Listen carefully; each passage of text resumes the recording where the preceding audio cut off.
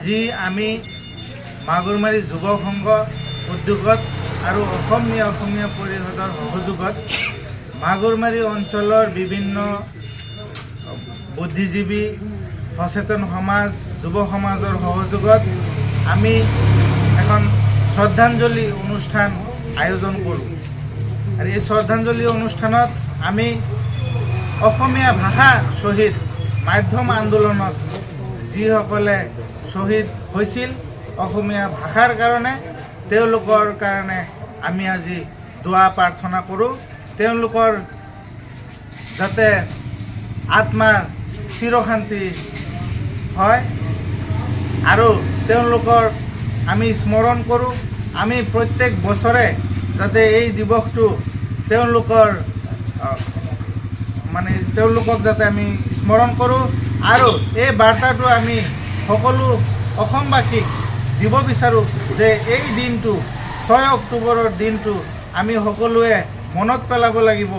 অসমীয়া ভাষাৰ কাৰণে অসমীয়া মাধ্যমৰ কাৰণে তেওঁলোকে শ্বহীদ হৈছিল। বিশেষকৈ অসমীয়া মাধ্যমৰ কাৰণে শ্বহীদ হৈছিল 15 বছৰীয়া খাৰুপেটীয়াৰ মুজাম্মেল হক আৰু উমৰ আলী, জহৰ আলী, অনিল বৰা, প্ৰমোদ বৰা, বলিন ৰাজখোৱা, নৰেন্দ্ৰ নাথ মহন্ত। এওঁলোক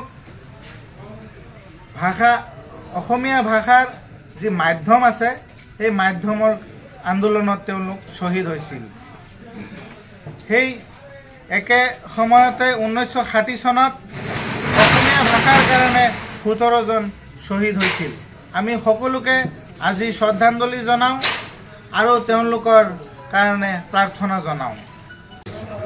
আমি চৰকাৰক দাবী জনাওঁ যে যিসকল অসমীয়া ভাষাৰ কাৰণে জাতিৰ কাৰণে শ্বহীদ হৈছে তেওঁলোকৰ কাৰণে এটা দিৱস পালন কৰাৰ কাৰণে সিদ্ধান্ত ল'ব লাগে। চৰকাৰে এটা দিন ধাৰ্য কৰিব লাগে যাতে আমাৰ এই দিৱসটো পালন কৰিবলৈ সকলোৱে যাতে বছৰে বছৰে যাতে এই দিনটো সকলোৱে স্মৰণ কৰে।